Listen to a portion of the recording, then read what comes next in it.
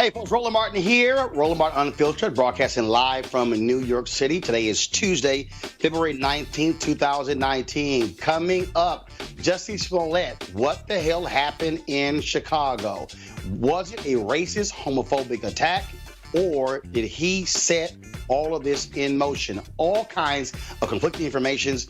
We'll have the latest for you, the latest factual information for you. Also, Colin Kaepernick has settled, him and Eric Reed have settled their collusion lawsuit against the NFL. We'll talk with the great sports writer Bill Roland about what this means, and will Colin Kaepernick get signed to an NFL team? Senator Bernie Sanders, he says he is running for president of the United States. Can he get the black vote? We'll break it down with our panel. Also, remember the crazy white man in Miami who pulled the gun on the teens who were protesting housing? Additional charges filed against him. We'll explain. And speaking of crazy white men, what the hell is up with this newspaper editor in Alabama saying the Klan should come to D.C. to drain the swamp? Yes, absolutely nuts. And black women, hair regulations established in New York City. I will have those details for you. Folks, we got a jam-packed show. It's time to bring the funk on Roland Martin Unfiltered. Let's go. He's got it. Whatever the biz, he's on it. Whatever it is, he's got the scoop, the fact, the find. And when it breaks, he's right on time and it's rolling. Best believe he's knowing. Putting it down from sports to news to politics. With entertainment just for kicks, he's rolling. It's on go, y'all. It's Roland Martin, yeah. Rolling with Roland now. He's funky, he's fresh, he's real, the best, you know he's Roland Martin now.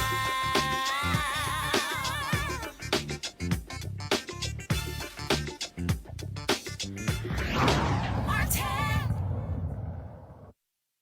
All right, folks, it was a crazy, crazy weekend when it came to the issue of the Jussie Smollett case. Remember, Smollett said he was initially attacked by two men shouting MAGA, poured chlorine on him, placed a noose around his neck. He gave interviews saying he fought back. Then, on Friday, police arrested two Nigerian men who worked on the show Empire. One of them apparently was a trainer for Jussie Smollett. They were arrested. Then on Saturday, they were released. Then police said they found additional information that changed the trajectory of the case.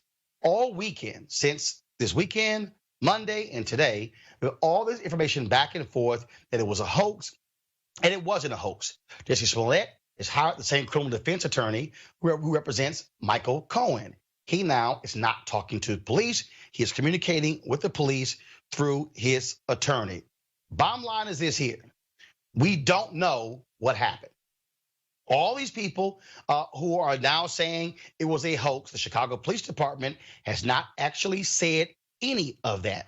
We've seen some reports also say that the grand jury has been impaneled. They're looking into this. Has Kim Foxx's office, the Cook County State's attorney, has her office confirmed that? No.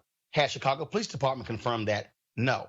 Bottom line is, we don't know any of this. There's lots of sourcing going back and forth. CNN, ABC News, local folks, BuzzFeed, TMZ, everyone is saying sources say this, sources say that. Now, I made this point on the Tom Joyner Morning Show on yesterday, and that is, folks, we can be patient. Anybody who has watched this show know what we've done is presented the facts as we know them. We have not come out and just gone buck wild crazy. What we've done is presented the facts as we know them. And as we know them right now is, it has not been confirmed by anybody in Chicago police publicly that Jussie Smollett was actually the mastermind of this attack. You also have reporting going on right now from Deadline.com that his role on Empire has been reduced. He is not going to be in the next 4 episodes as a result of this investigation. So again, what we're doing is we are continuing watching this. This is what the attorneys for Jussie Smollett said, quote, As a victim of a hate crime who has cooperated with the police investigation, Jussie Smollett is angered and devastated by recent reports that the perpetrators are individuals he is familiar with. He has now been further victimized by claims attributed to these alleged perpetrators that Jussie played a role in his own attack. Nothing is further from the truth, and anyone claiming otherwise is lying. The police do want to speak to Smollett again. No date has been set when they will sit down. That's what we know as of now. We are not going to engage in speculation, making assumptions. But let me say this, and this is critically important. If all these people who on the right were like, oh, the liberal media ran with this story. No. What the media did was we reported the story based upon the allegation of Jussie Smollett. All the people who are saying today, oh, I knew from the beginning this wasn't true, it smelled fishy. No one knew that as a fact. Our job is to report what he said happened.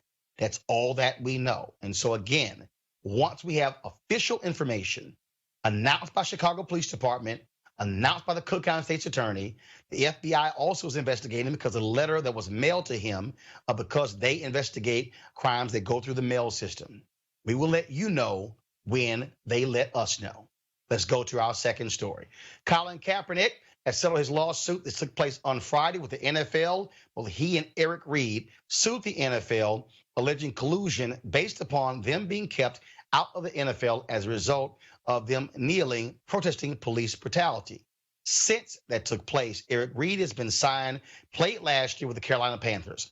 In this offseason, he signed a 3-year contract. Colin Kaepernick has yet to be signed by an NFL team. The question is, how much did both of them get? We don't know. Mike Freeman, NFL writer, has speculated, based upon his sources, it's anywhere from $60 to $80 million.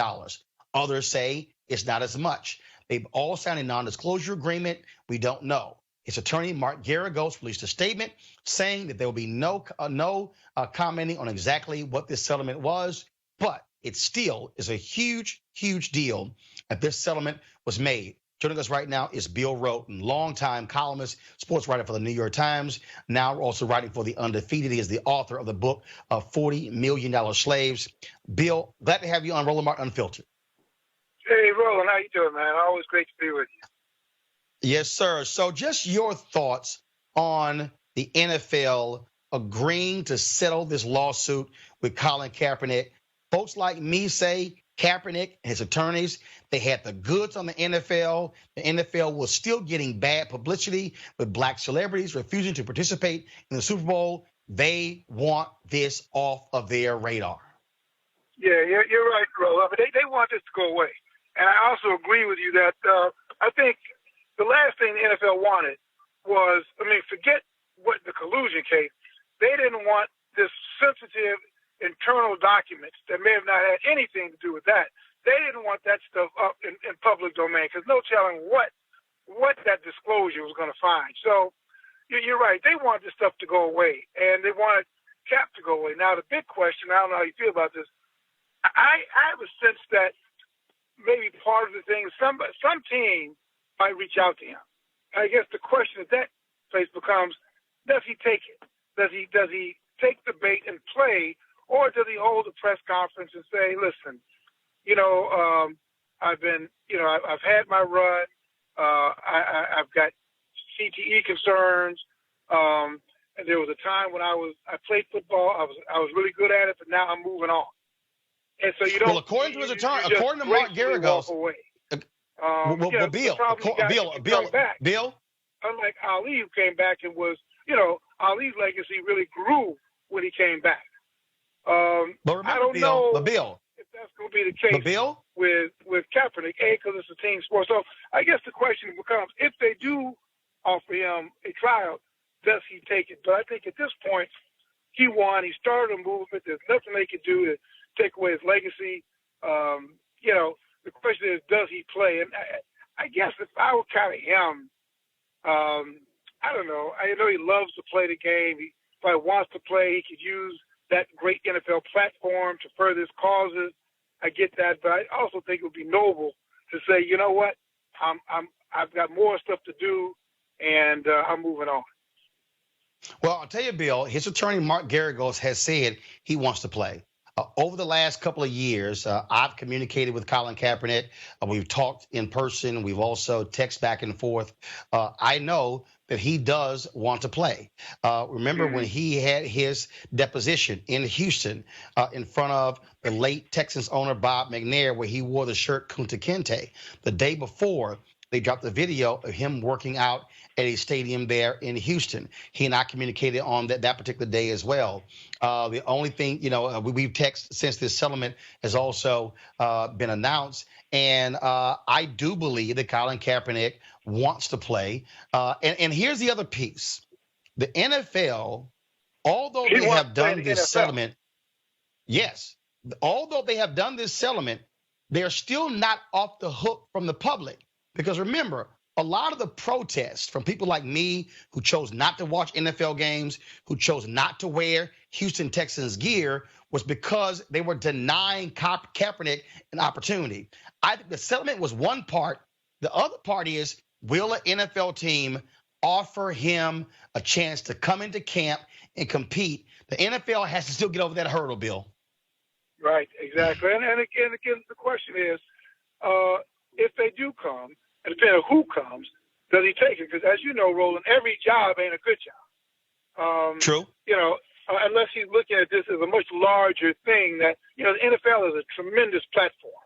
And, if he's with an NFL team, that's a great vehicle to mobilize not only football players, but continue to mobilize all athletes. Because, you talk about Bernie Sanders. We've got, I think the one person who POTUS 45 fears is a guy like Kaepernick, who's outside his reach. And this person can mobilize a type of opposition that could be very, very influential and very, very damaging. So I think there's a lot of stuff in play. I mean, I'm really fascinated to see what's going to happen in the next 2 to 3 months. All right, then. Bill Roden, I appreciate it, man. Always love your work. Thank you very much for joining us. All right. Take care, Roland. All right, let's bring in my panel right now. Joining us, of course, there in Washington, D.C. I'm in New York. Julian Malveaux, economist, president emerita, Bennett College. Malik Abdul, Republican communications consultant. And Dr. Cleo Monago, social political analyst and activist. I'll start with you, Cleo. It's been very interesting looking at social media and some of these people trying to call Colin Kaepernick a sellout. First of all, let's understand. Colin Kaepernick never said, I'm not going to settle, I'm filing this lawsuit, and we're going to publicly release all documents. First of all, Cleo, when somebody files a lawsuit, a settlement is a real possibility. This is no different to me than when a black family, their son or daughter is killed by cops, and they reach a financial settlement with the city or the county or the state. I mean, and so I think it's idiotic for these people to call Colin Kaepernick a sellout because he settled. None of us didn't have a career.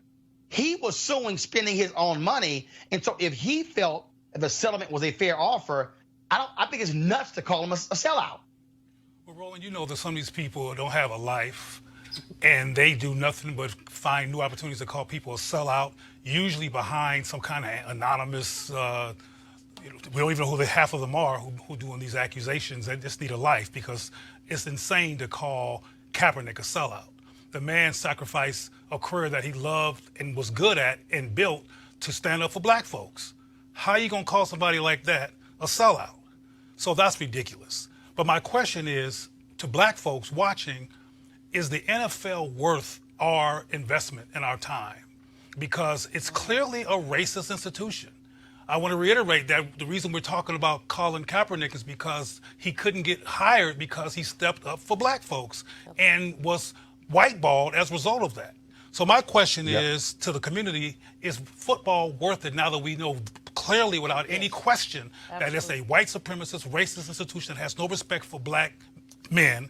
And I like Roden's title of his book. It was like $40 billion slave. That's an appropriate title for his book. Bill Roden is Julie. Here's the piece, Julianne. Here's the piece. The NFL is the most popular and profitable sports league in America.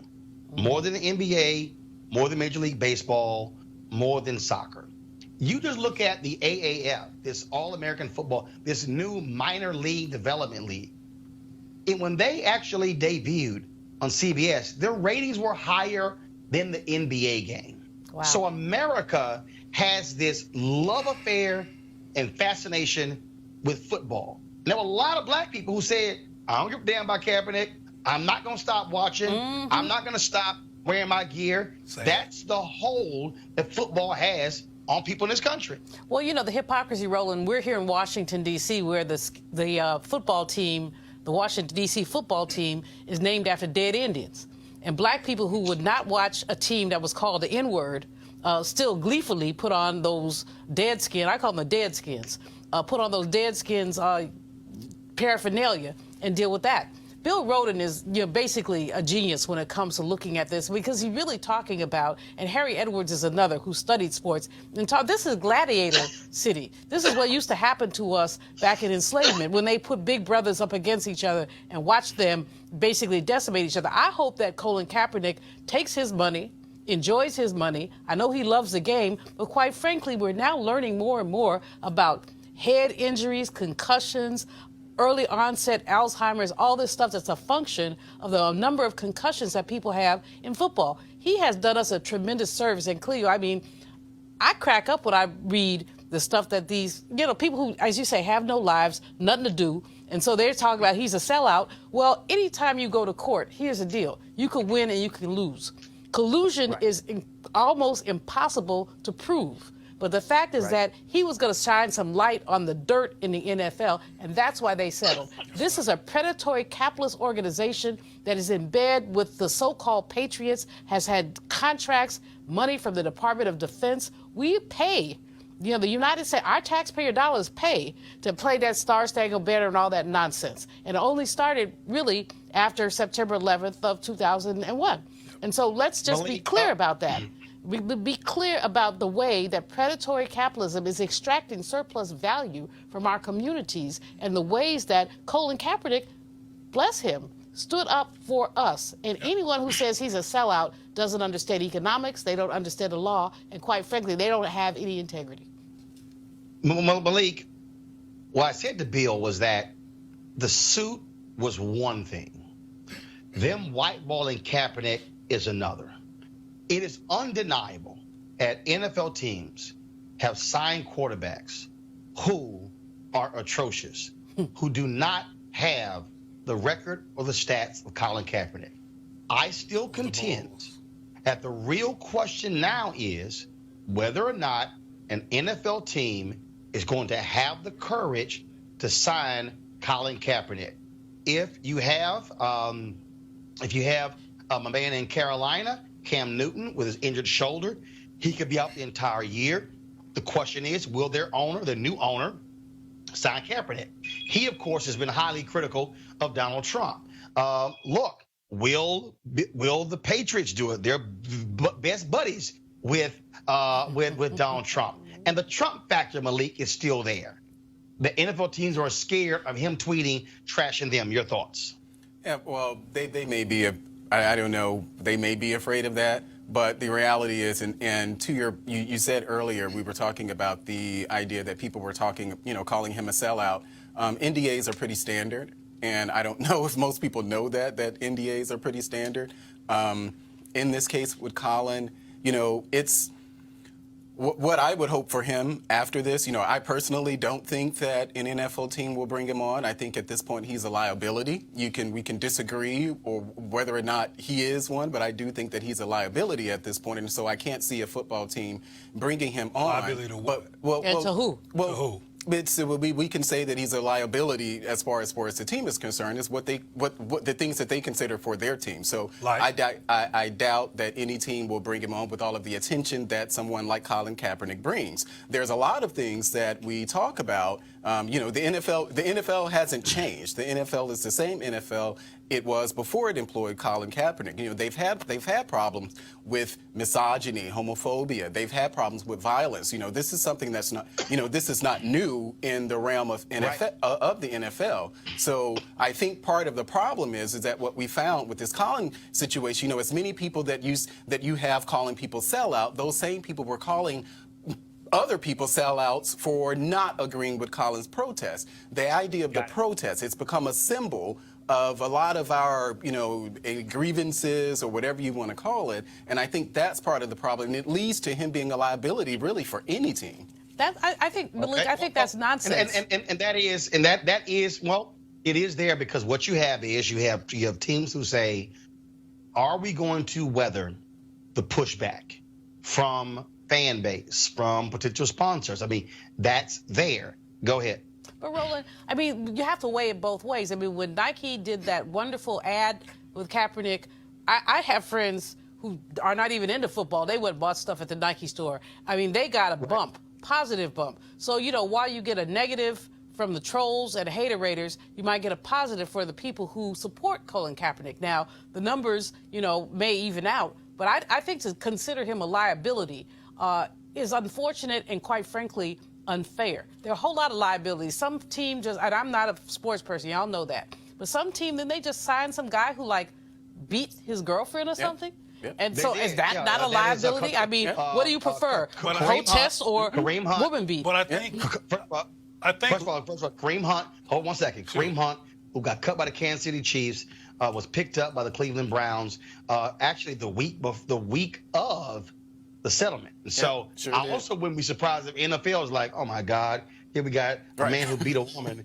and then, man, we better settle this damn lawsuit. Go ahead, Cleo, final comment before I go to my next story. I think we should be clear. From my perspective, liability means he might expose racism again. We won't be allowed to just be good old boys and be ourselves and do the racist things that we haven't done. We'll now have a challenge on our hands from inside of the system as opposed to outside of the system. That's considered liability from my perspective, and I think we should need to say that because it's all right to have a domestic violator, etc., but not somebody who's going to expose that we are a racist institution with nothing but black men that we need or else we're nothing. All right, folks, let's go to our next story. Senator Bernie Sanders of Vermont, an independent, has announced he is running for president in 2020. Here is some of the video that he released. The fight against injustice has been the work of his life. Jobs and education, not jails and incarceration. We are not going to retreat on women's rights. Sanders pushing a bold agenda that includes protecting DACA recipients and comprehensive immigration reform. You don't rip little children away from the arms of their mother. A major announcement from Amazon. Amazon will raise its minimum wage to $15 an hour. 350,000 workers. Thousands of workers at Disney World will get raises. It's a victory for Bernie Sanders. It's a victory for all workers. Wow. All right, folks. Of course, Senator Sanders ran in 2016. Lots of support there. Lost to Hillary Clinton. But here's the other piece here, and I'm going to go to my panel in just a second. Of course, he chose a number of people who have jumped into the race so far. But remember, the Democrat National Committee also changed their rules. And that is Bernie Sanders is going to have to sign documentation saying he is a Democrat. I'm going to start with you first, Julian. And that is there are a lot of people. First of all, Senator Sanders had significant support. There were a lot of people who were angry saying, wait a minute, how are you telling the Democratic Party what to do when you're not even a Democrat? So you have that. But also, he had some black support in 2016, but he really ignored black folks in a significant way, did not really focus on African Americans until after Iowa and New Hampshire, and he was really behind and got obliterated by Clinton in those southern states because he did not have an established black outreach plan for African Americans. Your thoughts on him getting into this race? You know, Leah Daughtry, who was the manager of the 2016, also the 2008 Democratic conventions, has really talked a lot about the fact that the man is not a Democrat. He didn't follow Democratic Party rules. He just kind of parachuted in there, took advantage of the opportunity, you know, some of Hillary's weaknesses, amassed a lot of delegates, okay, but you are not a Democrat. So, yes, the Democratic Party has done the right thing by saying, if you want our nomination, you're going to have to be a Democrat. Stop playing this footsie immigration, independent stuff. The other thing about it is he really, although he has had great black support, Gus Newport, who used to be the mayor of Berkeley back in the day, Danny Glover, my homeboy, friend and colleague, folks like that, Cornel West, they supported him, but these are folks who are 30,000 feet up. They're not on the in the grassroots in terms of organizing. And so from that perspective, their endorsements meant something, but it did not translate into street heat. People liked his ideas and had antipathy for Hillary, but with the new crop of candidates, Kamala, Cory Booker, you know, Amy Klobuchar, the shine is off him. He's not, and last time it was novelty campaign. This time it's like, okay, old boy, sit down. That's what I'm saying. I know that's a little ageist, but I just really think he needs to sit down. But here's the piece. Here's the piece you have here. Malik, Democrats absolutely want to beat Donald Trump. And they're asking the question, who's the best person who can? In 2016, it was three candidates. Hillary Clinton, Senator Bernie Sanders, and Martin O'Malley. And really, he didn't. Jim Webb was in, but really, it was just two. Yeah. This time, you're literally going to have, right now you have 10. You may have as many as 15. Mm-hmm. Democrats are preparing for as many as 20 candidates. This is a different ball game because not only this, the key, which I think works in Bernie Sanders' favor, you're not going to need 51% to win. Yes. You could very well see somebody winning a caucus or a primary with 28 or 30% of the vote. Your thoughts about Senator Sanders jumping into the race? Absolutely. I actually think that Bernie still has a chance. If you look at the platform that the Democratic Party has taken since 2016, you know, they pretty much have, well, I won't say pretty much, they have followed in some ways, many ways, the Bernie Sanders playbook as far as just the things that, well, you can call it progressivism or socialism or whatever you want to call it, but the party itself has actually taken that left tilt. And Bernie, I think Bernie in many ways is responsible for that. To your point about the number of people in the campaign, I think it's awesome. I think it's great. You know, just like last time around, I think we had about 15 or so candidates. Whittle it down, Donald Trump ended up becoming the candidate, the nominee. I think that same thing happening on the Democratic side is very good. You know, for people like me who was a Democrat in 2016, you know, I knew that Hillary Clinton was not an option. So I did see someone like Bernie coming along. He really did excite a lot of people who had decided that they would under no circumstance support Hillary Clinton. I think you're going to have some of those same people now still gunning for Bernie, but when you have all of the people that you said, you know, and don't, you know, I think we just heard something about Joe Biden is still maybe considering entering the race. I think it's going to be interesting. But a point about Kamala Harris is that I think what I heard on the way here is that within 4 hours, Bernie Sanders raised more money than Kamala Harris did in her first, 24 or 48 hours. So although people are kind of dismissing Bernie, I wouldn't hold him out. I wouldn't dismiss him so easily.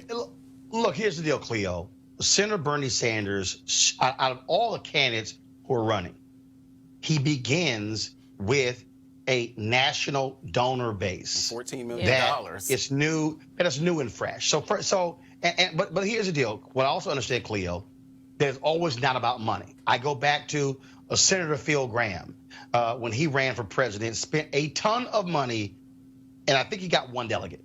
John Connally, who was governor of Texas. Right. Governor of Texas. Tons of money, didn't get much. Governor Jeb Bush in 2016, same thing. Yep. The difference this time around is that the sheer number of candidates and the map is different. It's no longer Iowa, New Hampshire, Nevada, South Carolina. Early voting in California will have started before the folks vote in Iowa, Cleo. And so we're looking at a totally different landscape in 2020 than we did in 2016. Cleo, go ahead. I was going to mention before you said it that, or you implied it, that I don't care how much money Bernie Sanders raised, he's seen as a hippie that's kind of over the hill. I agree with Dr. Malveaux in terms of the shine being off of him, but I don't think his goal is to be president.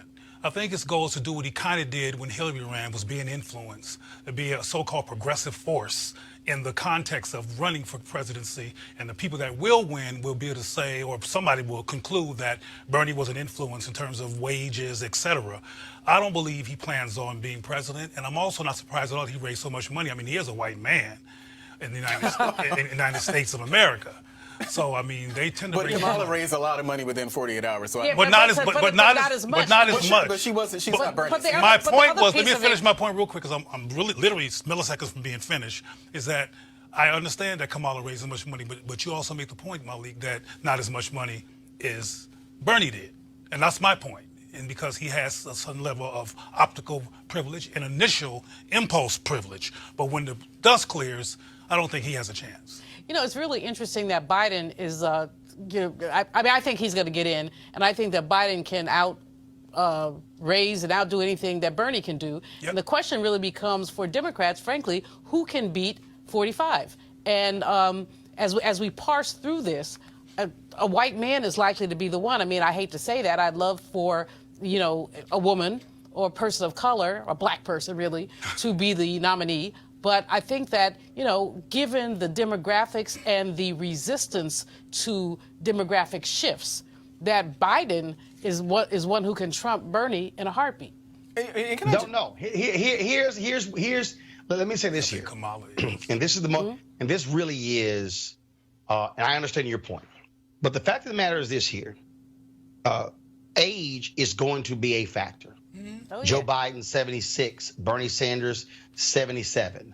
Running a national campaign, traveling around the country. Yes, Donald Trump is obviously 72, who's running. But the real thing here, though, is that when you run for president, it reveals something else about you that a statewide campaign does not. It's a different animal. 2016. Many people felt the top two candidates who were going to emerge, the top three candidates were going to be Governor Jeb Bush, Governor Tim Pawlenty, Governor Scott Walker. The first two people to drop out was Tim Pawlenty and Scott Walker. And so what you're looking at here is going to be different constituencies. Amy Klobuchar, Senator Kamala Harris, Senator Cory Booker, Elizabeth Warren. Will Senator Sherrod Brown get in the race? Senator Elizabeth Warren. You have the mayor, I forgot his name right now, of Notre Dame, the governor of Washington State. You got a lot of different people who are running. And so the question then becomes, what kind of campaign do you put together? How do you connect? Can Joe Biden explain his support for the 1994 crime bill that he wrote? Can he explain his close ties with the financial sector in Wall Street and the credit card companies, being the senator from Delaware? And so it's so many different things. And the beauty of running, you got to prove it. Nobody's going to hand this to you. You're going to have to run, and you got to prove it. And so we'll see what happens. It's going to be fascinating. I do believe, though, that I think 4 more candidates are going to jump in. I still believe only 14 or 15 are going to run. I'll be shocked if it gets to 20. But what then happens if Beto O'Rourke runs? And so it's a whole lot of stuff. Guess what? We got about 15 months to talk about all of that. And so right now, we're going to move on to our next story, and that is being here in New York City. How many times have we done stories talking about black women who've either been fired or run off from their jobs because of their hair? On this show, we have covered women who are in the military. We've covered women in corporate America, women who are journalists, all of these issues when it comes to their hair. Well, in New York City, they are dealing with this, and that is the New York City Commission on Human Rights will issue new guidelines this week saying that the targeting of people based upon their hair or hairstyle at work, school, or in public places will now be considered racial discrimination. The commission will be able to levy fines up to $250,000 on organizations that do discriminate on the basis of hair. The story was broken by the New York Times, and here was a quote from the head of the commission, Carmelin Malalis. There's nothing keeping us from calling out these policies prohibiting natural hair or hairstyles most closely associated with Black people. They're based on racist standards of appearance, racist stereotypes that say Black hairstyles are unprofessional or improper. The commission has put out this poster to announce the new rules. Hair is part of you. Race discrimination based on hair is illegal. And the phone number to call in problems is 718-722-3131, 718-722-3131. Julian, I'll start with you. Although we focused on, obviously, how this has impacted Black women, I think back to the brother who was the wrestler, who the referee said, hey, you don't cut your hair, you can't wrestle. This really is a race-based situation. I remember 3 years ago, a Black woman suing the Veteran Affairs Department. She applied for a job in Virginia, impeccable credentials, but the committee decided who to hire, said, we don't really like her cornrows. Yeah, cornrows, dreadlocks, natural hair, wild natural hair, all these things have been, their biases against those things. I commend the New York Commission for the rule, but the fact is that, implicit bias doesn't always show up. No one is going to look at you and say, Cleo, I don't like your dreads. So enforcement is going to be very challenging. And basically, there is implicit pressure placed on folks to conform. I'll tell you, years ago, when I was trying to be an anchor person, anyway, a network executive actually said to me, can you grow your hair out or would you wear a wig? And I said, well, hair growth is a human function. So yes, I could grow my hair out, but I kind of like it the way it is. And obviously, I didn't get the return interview. Might have had something to do with my attitude too, but probably. But in any case, I mean, it was bold that the man would say that, but most times it's not said. People are you basically asked. And there's so many people for so few jobs. We've seen Marriott hotels. In some cases, we've seen academic institutions. We've seen all kinds of institutions. And basically, I commend them for the rule, but I'm not so sure how much of a difference it's going to make unless some melanin-deficient human being is ignorant enough to actually verbalize what we know is going on. Yeah. Wait. Yeah, I agree with Dr. Malvo on this one. The enforcement really will be challenging. I remember years ago when I had locks. The micro You had locks? that when this Black Republican had locks. You mean when you were locked up? Which one do you mean now? Okay, we need some pictures. We need pictures. Proof, right? Not Photoshop. But I was working at that time. I was working the hospitality issue, and my hair became an issue. And in fact, it was one of the reasons why I ended up cutting my hair.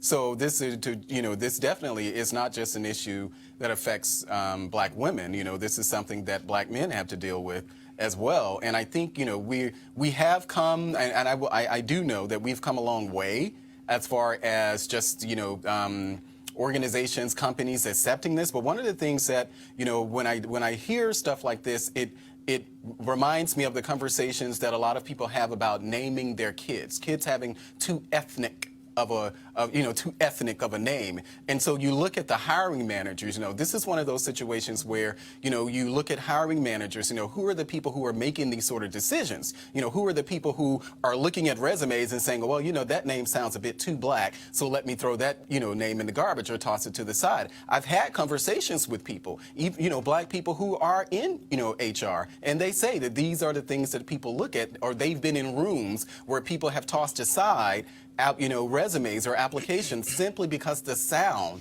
of the name. So this is just the thing it's with the hair. White supremacy. It's just another extension of that. It's just white supremacy. Cleo? Just call it what it is. Cleo? Well, I think aesthetics matter. And I think it's great that brothers and sisters get to have their hair and that young people get to see Black people wearing natural hair and them not be self-conscious about it in terms of the adults that they're watching. So on the surface, it's a great thing. We'll see how enforcement goes, but this is good, the liberation of black hair, because it's been enslaved, and particularly with this straight weave syndrome that's going on, that I won't go any further with because I might get something thrown at me. But yeah, I got some right here. But in theory, and hopefully in practice, this is a great thing, the liberation of black hair. Maybe other people will borrow New York's precedent, and this is a good thing. Well, I think black children get to see this. It's good. It's symbolic, but it's not necessarily substantive. Well, bottom line is just here.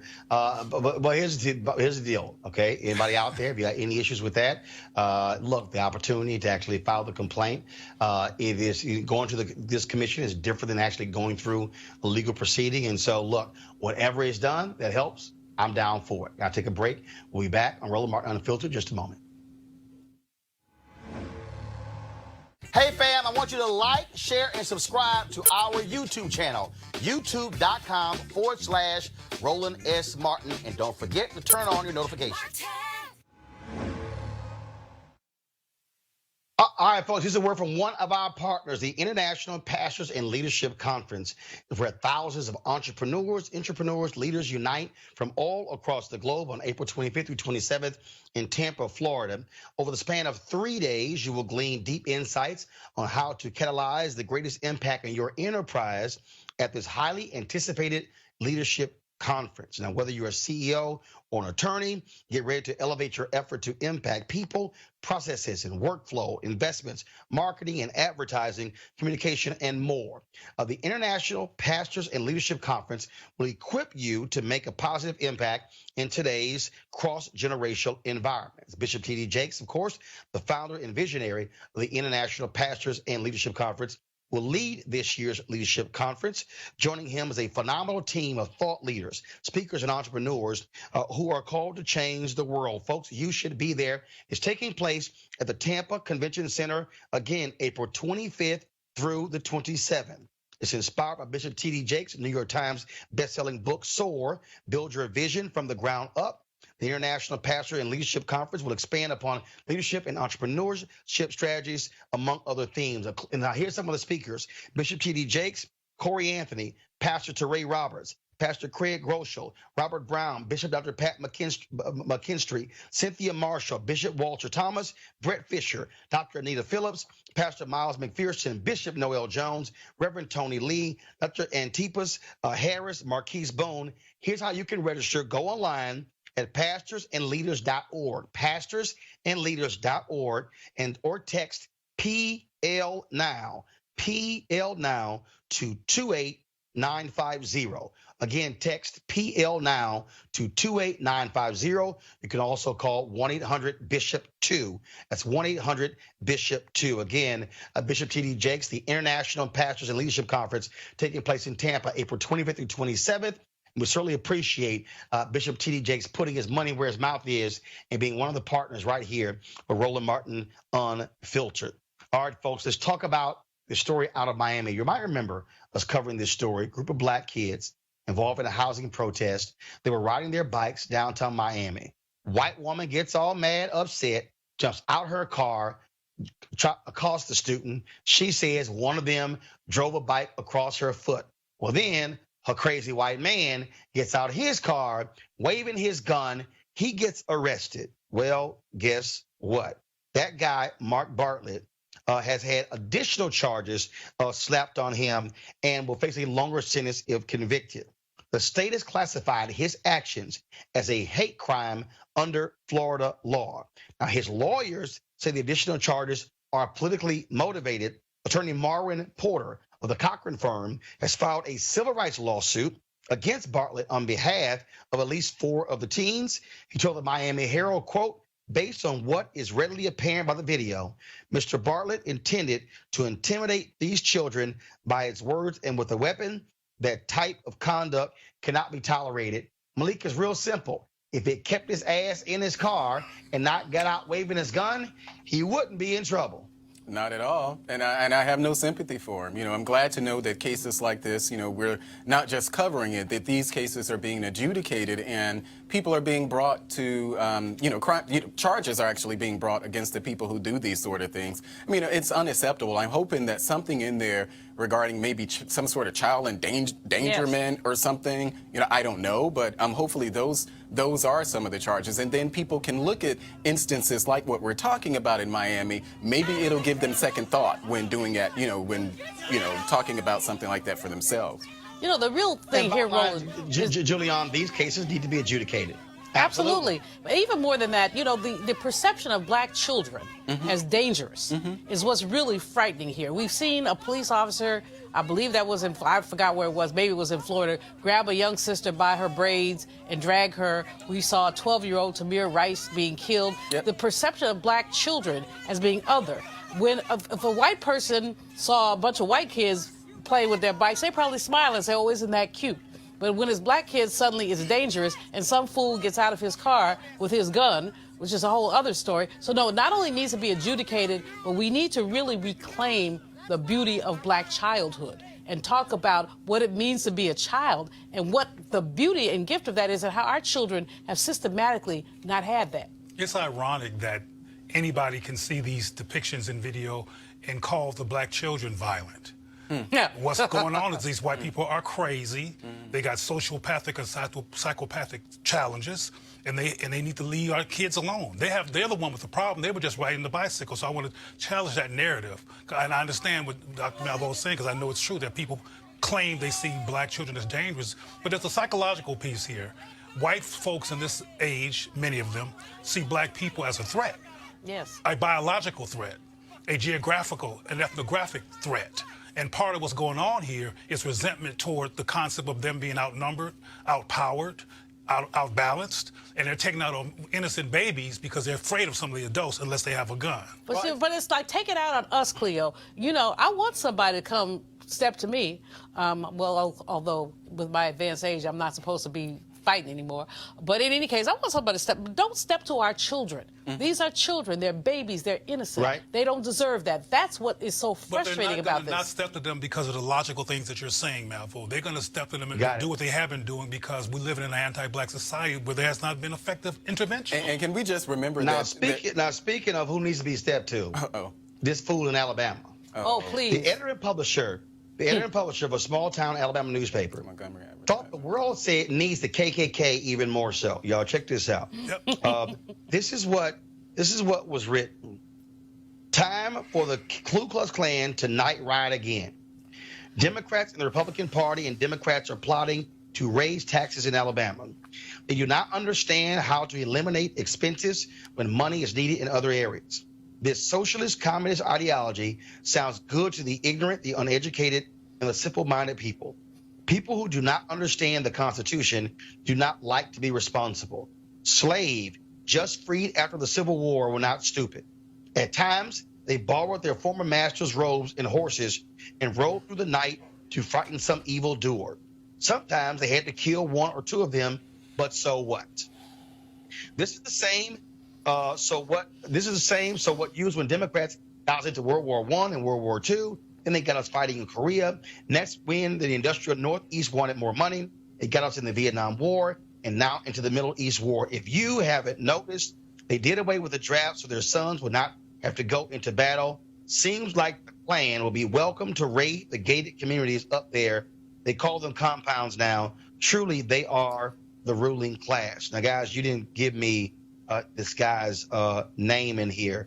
But anyway, Cleo, first of all, anytime we see crazy stories, it's either coming from Florida, Texas, or Alabama. And not Mississippi. Well, we get Mississippi in there, too. Come on now, Miller. Mississippi, goddamn, okay. I mean, there's some stuff that occurs in Mississippi. But for this fool to say we need the KKK to ride in D.C., clean up D.C., I mean, Cleo, go ahead. Roland, the man's name is Goodloe Sutton, just for the record. Goodloe Sutton, and newspaper is a Democrat-reporter newspaper in Linden. So he needs to be called out. Goodloe Sutton. He likely will be called out, but just like Steve, what was Steve's name who got censored with the Congress? Steve something? Oh, yeah, King. These people are just taking every opportunity they can in the age of Trump to say what they want to say, and we're going to hear more. And my concern is that when we go off on these people and try to silence them, that we're silencing a phenomenon that we need to actually address because they're not going anywhere. They're here, and they're actually saying they exist, and now we can't deny it anymore. Like I've said before, which pisses some people off in terms of Trump, he's the gift that keeps on giving in terms of black people being in a coma about what's really going on in this country, and now we have to face it because it's not possible to deny. Can I just say... Let me real quickly, Malik, just because. If we look at Tulsa, Oklahoma in 1921, there was a newspaper who actually had a headline, Roland, that said, "To lynch a Negro tonight."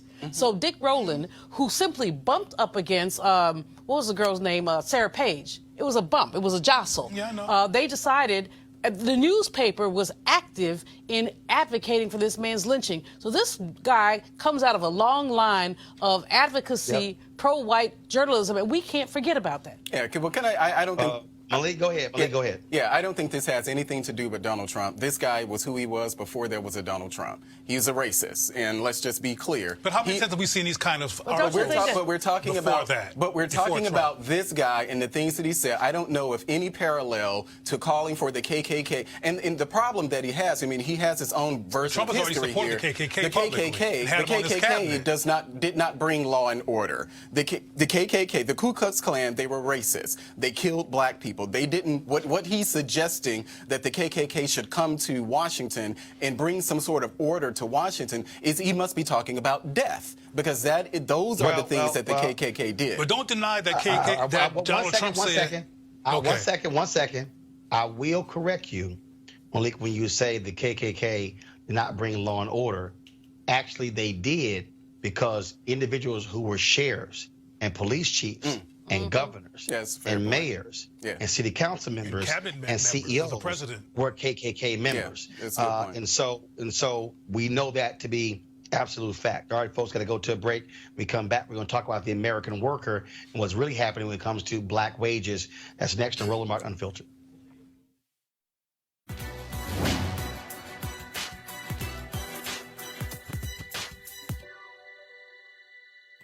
The white man's happiness cannot be purchased by the black man's misery. Abolitionist and autobiographer Frederick Douglass.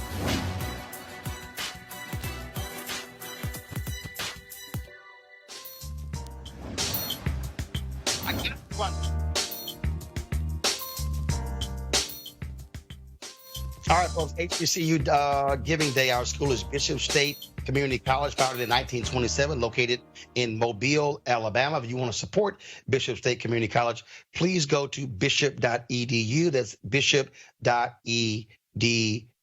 Okay, folks, a lot of us out there want to be healthier in 2009. We want to change how we look. We want to live healthier. We want to lose weight. We want to have more energy. And so, look, I'm just like you. For me, it's all about improving my golf game, trying to get my handicap from 6.7 down to a 2, which means improving core, also having greater flexibility. So one of the things that I did was begin the year with the Herbs Full Body Cleanse. Lost about 18 pounds doing so.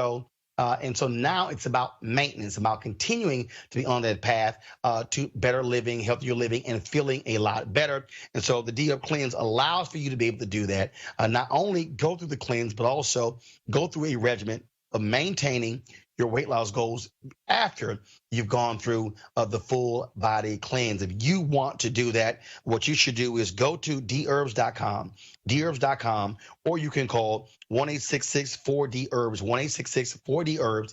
Use the promo code Roland. The promo code is Roland. Now, of course, what the cleanses does, it allows you to clean out your system, if you will, removing a lot of those processed foods, toxic foods, getting you drinking more water, eating raw fruits and raw vegetables and nuts and things along those lines to, in essence, detox your body. And so if you want to try that, again, go to dherbs.com, use the promo code Roland, or call 1-866-4DHERBS, 1-866-4DHERBS. Don't forget to use the promo code Roland. And we certainly appreciate them being one of our partners here at Roland Martin Unfiltered.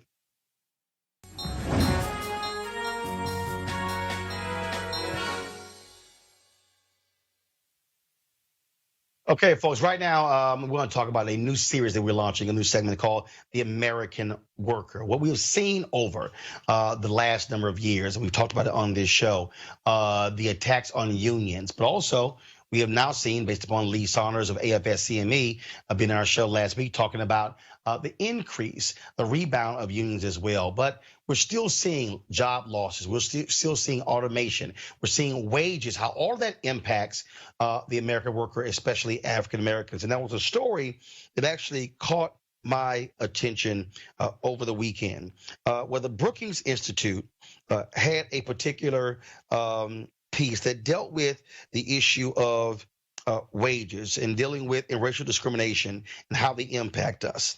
This new report also, so I saw that particular piece. And then we have this report from the Hamilton Project. And so we have right now one of the authors of the Hamilton Project, Bradley Hardy, is a PhD economist from American University. So we certainly want to thank Dr. Hardy for being with us. And so we talk about how is the issue of racial discrimination, Doc, impact where you live, the kind of jobs that are available, and what that particular pay is. Yeah, so Roland, great to be with you. And, you know, one of the things that we looked at in this study is that it turns out to matter quite a bit where you're growing up, where you're born. And this actually kind of weaves nicely into your last segment that local policymakers have a lot to do with how they fund the education system, how they fund the workforce system, whether and how they push for minimum wage hikes. And so Black workers are out there working quite hard, just like other Americans.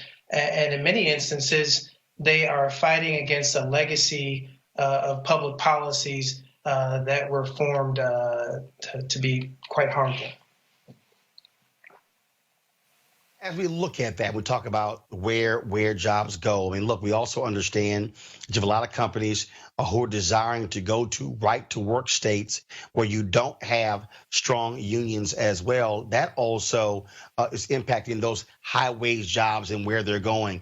You also saw what just happened with Amazon, where they pulled out of New York City because of the pressure that they were getting, because people were saying, hey, are you going to pay a livable wage? And also, why should taxpayers be forking over $3 billion in incentives to get a company that is the most profitable country, the biggest company in the country, and Jeff Bezos, the owner, is the richest man in the world. They were saying, why do you need $3 billion in tax breaks to move into an area?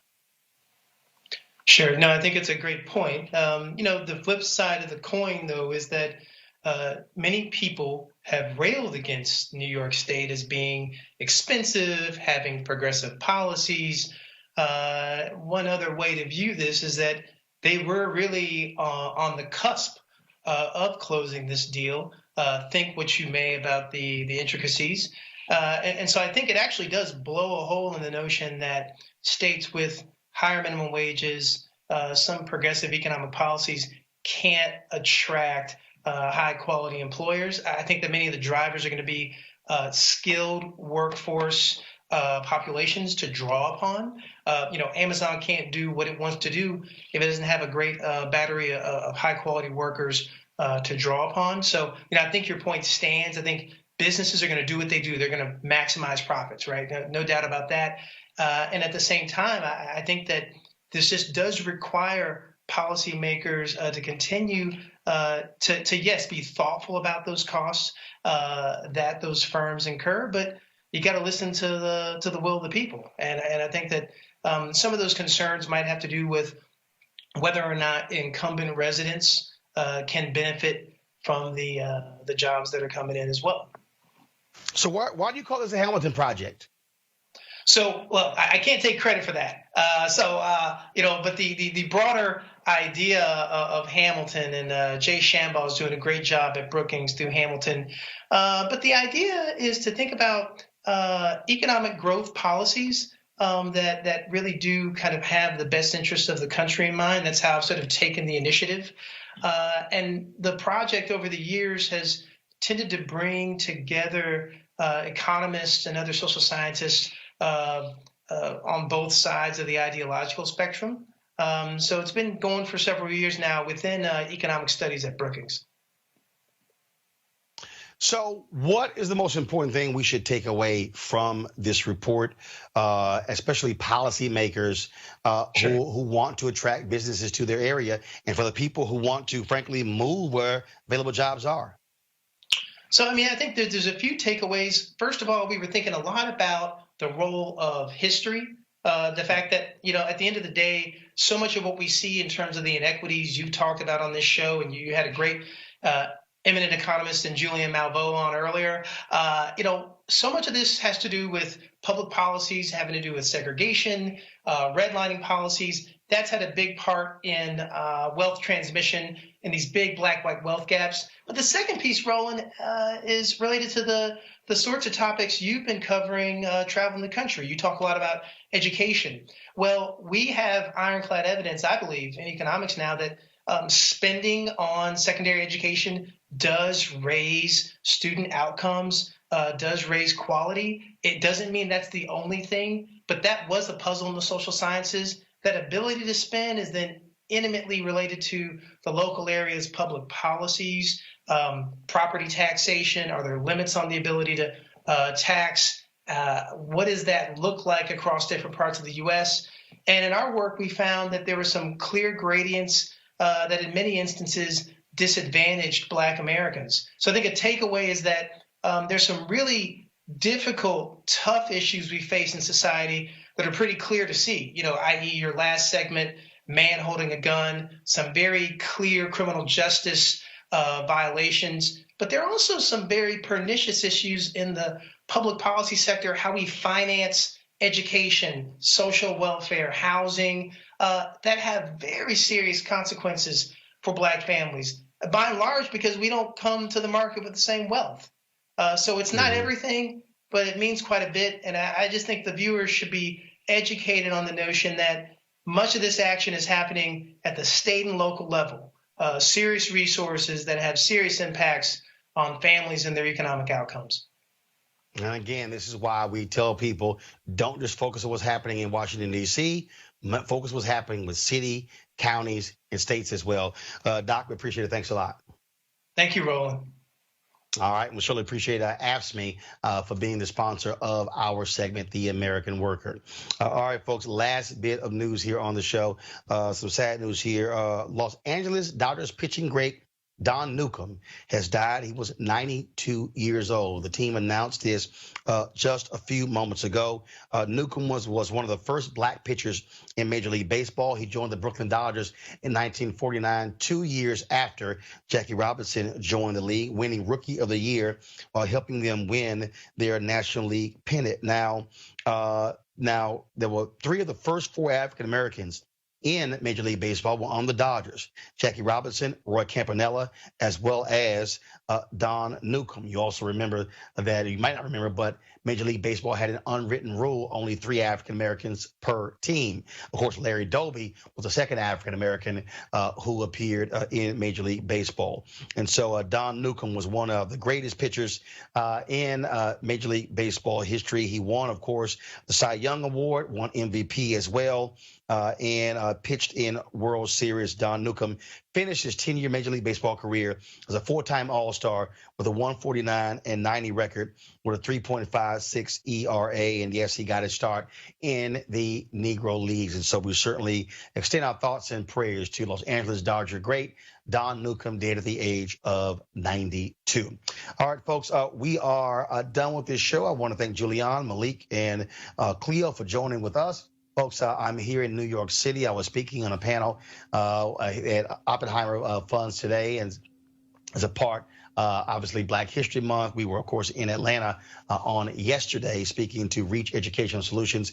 I will be back in Atlanta on Friday. We have my school choice is a Black Choice Town Hall taking place at the Ray Charles Theater from 6 to 8 p.m. If you want to attend that, what you do is go to Eventbrite. It's free registration. We'll also have daycare for parents.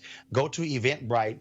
Simply type in school choice is the Black choice and be able to register to attend our town hall. Our discussion is about educational options for African Americans, also about Black folks who want to open, start, launch, control, own their own charter schools as well. And so we'll have that conversation in Atlanta on this Friday. And so I hope you guys please do that. Also, I want to thank all of you who watched our Chuck D interview on Friday, the interview yesterday with Auntie Congresswoman Maxine Waters as well. And coming up, we have more one-on-one interviews with Devon Franklin, Erica Alexander, Erica Ash, as well as Zalah Haneo. So we got some great interviews coming up right here on Roland Martin Unfiltered. And for you to make all of this possible, we want you to join our Bring the Funk fan club. So simply go to RolandMartinUnfiltered.com, RolandMartinUnfiltered.com. You can join our fan club using Cash App, using PayPal, using Square. All of those available opportunities for you. You can give one time, you can give monthly, all up to you.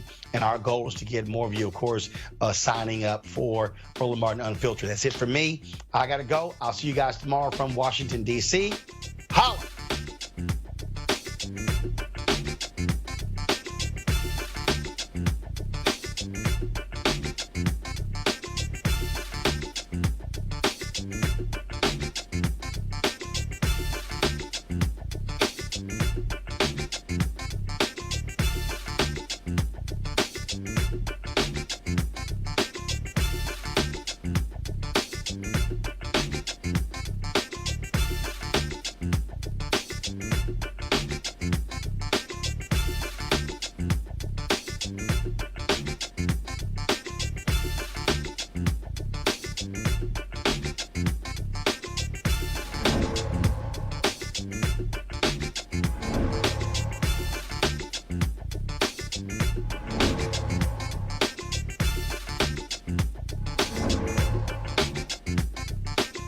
Hey fam, want to check out Roland Martin Unfiltered, the blackest show on all of digital, cable, and broadcast. Check out our audio podcast. There's only one daily digital show out here that keeps it black and keep it real. It's Roland Martin Unfiltered. Press play. You want to check out Roland Martin Unfiltered? YouTube.com/Roland S. Martin. And subscribe to our YouTube channel. There's only one daily digital show out here that keeps it black and keep it real. It's Roland Martin Unfiltered. See that name right there? Roland Martin Unfiltered. Like, share, and subscribe to our YouTube channel. That's YouTube.com/Roland S. Martin. And don't forget to turn on your notifications so when we go live, you'll know it.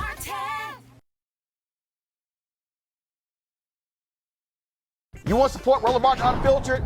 Be sure to join our Bring the Funk fan club. Every dollar that you give to us supports our daily digital show. There's only one daily digital show out here that keeps it black and keep it real. It's Roland Martin Unfiltered. Support the Roland Martin Unfiltered daily digital show by going to RolandMartinUnfiltered.com. Our goal is to get 20,000 of our fans contributing $50 each for the whole year. You can make this possible. RolandMartinUnfiltered.com.